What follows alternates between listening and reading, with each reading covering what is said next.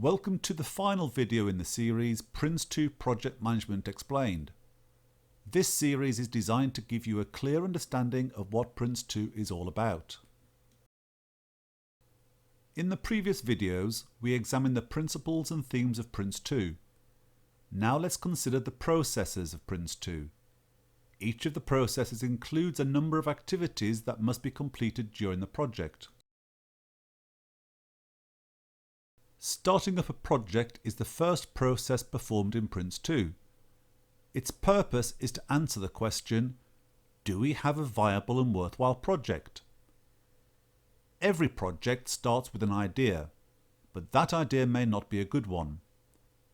During this process, sufficient information is made available to the project board for them to filter out the good project ideas from the bad. Only well-conceived projects will deliver value for money for the organisation. This process occurs before a project has been initiated and is therefore regarded as a pre-project process. Directing a project is performed by the project board, the key decision makers on the project. This process occurs throughout the project and requires the board to decide whether the project has continued business justification. If it does, they will commit the resources necessary for the next stage.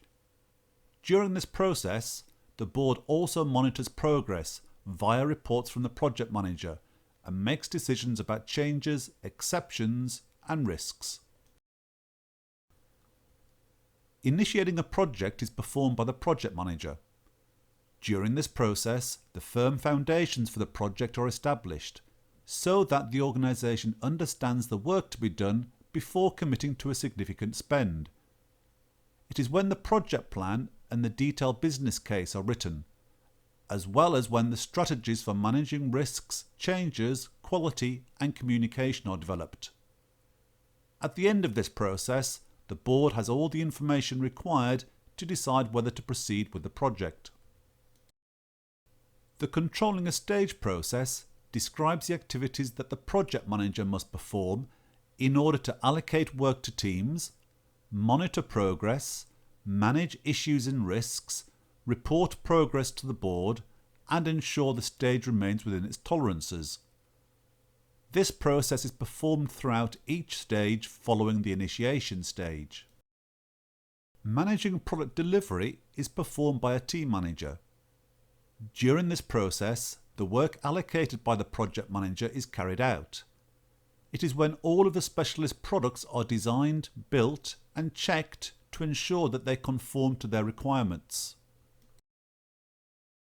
Managing a stage boundary is performed by the project manager at the end of each stage except the final stage.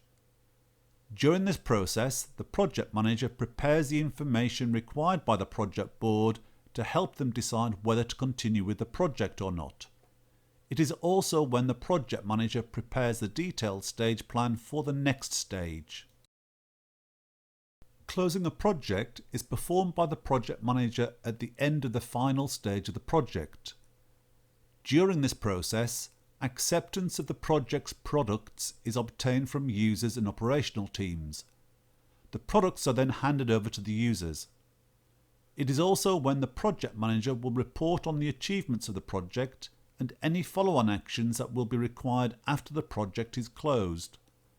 Following this process, the project board authorises the closure of the project, after which time no more work is done on the project. All members of the project management team are then relieved of their project responsibilities.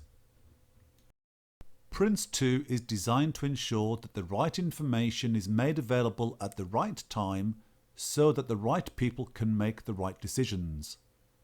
By implementing the framework on your project, you can greatly increase the chances of delivering that project on time, within budget, and to the level of quality expected. I hope that you've enjoyed this series. For more information about classroom or in-house PRINCE2 training or PRINCE2 e-learning courses, why not contact the team at Knowledge Train? Our contact details are on the screen now.